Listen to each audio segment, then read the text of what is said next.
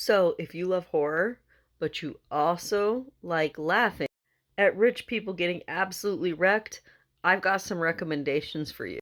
The ultimate double feature is streaming on Hulu right now. In fact, I recently just got into this kick and I know I was a little delayed, but I'll tell you what happened. I was watching one movie and I showed my daughter it and we watched it together.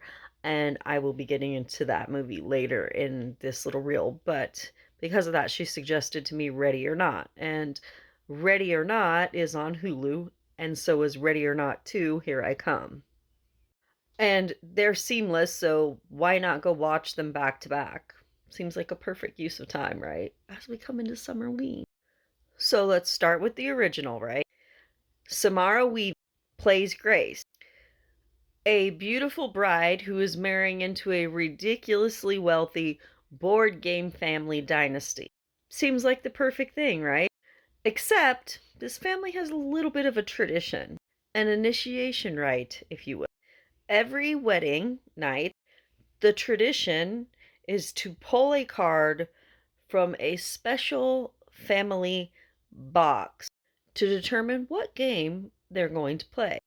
As it so happens, Grace happens to pull the hide and seek card, which turns out to be an all out, heavily hunt where the family has to sacrifice her before dawn or they explode. It is intense, brutally fun, and top tier protagonist appears in Grace. I mean, she is your feminine rage factor will definitely be satisfied with this heroine.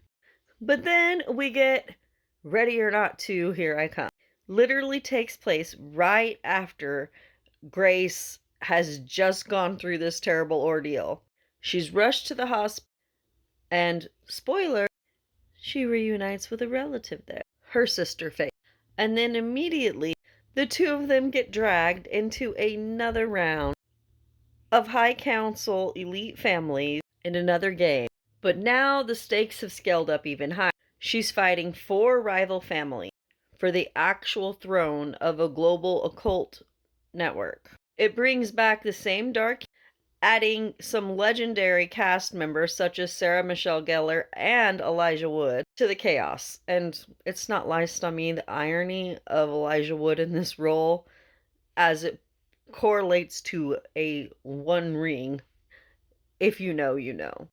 And then Grace having her sister Faith involved adds a dynamic duo, just to say that. So much chaotic energy, though. It's seriously a masterclass. And how to do a horror sequel right. And like I said, both are on Hulu right now. So go watch them and see if they can get her out of some of these incredibly intense death traps.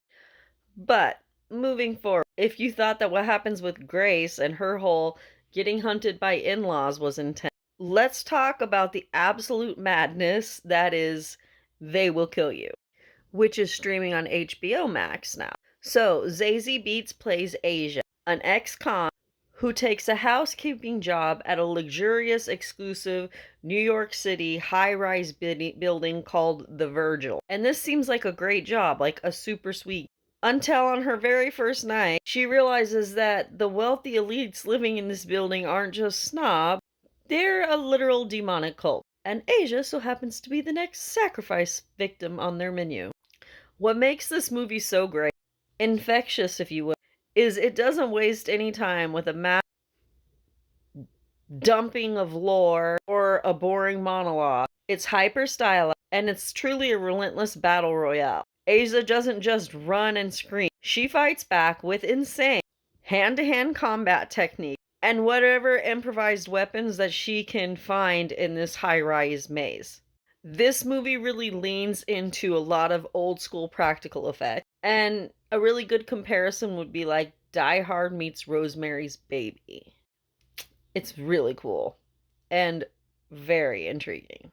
And again, feminine rage factor off the chart. Also plays into that sister lore that we had in Ready or Not 2, Here I Come. But that moves me to another one that's from 2020. Again, a little behind, but nevertheless, The Hunt from 2020. Now, this turns out to be a really, sharp and yet funny satirical thriller. The premise plays on a classic a group of elite well people kidnap a bunch of everyday citizens to hunt them for sport on a private estate. But the elites make one fatal mistake. They accidentally kidnap Chris, played by Betty Gilpin, in an absolute powerhouse badass performance. Crystal happens to be a military veteran baddie who completely flips the script. Instead of being the prey, she turns into a John Wick and starts systematically hunting the hunters down.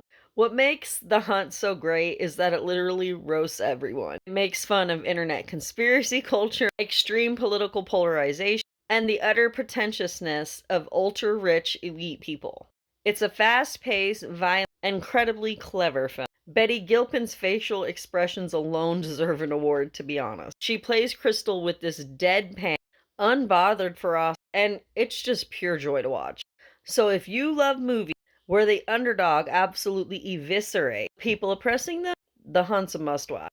But again, if you're wondering where to start, I recommend the double feature on Hulu first, Ready or Not Wanted, because they flow perfectly into each other and give you the ultimate satisfaction of a girl taking down an entire occult system.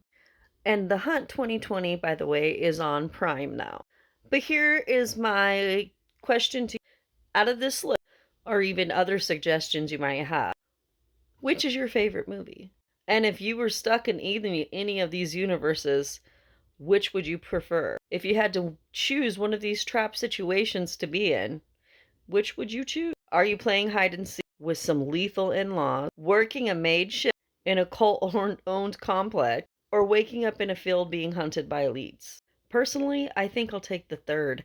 I'd rather run the zigzag line in a field and take my chances than have to deal with all of those devilish things in the other movies, to be honest. So yeah, let me know in the comments or share your favorite survival horror film. And make sure you save this list for your list of Summerween movie suggestions the next time you're looking for a satisfying horror flick.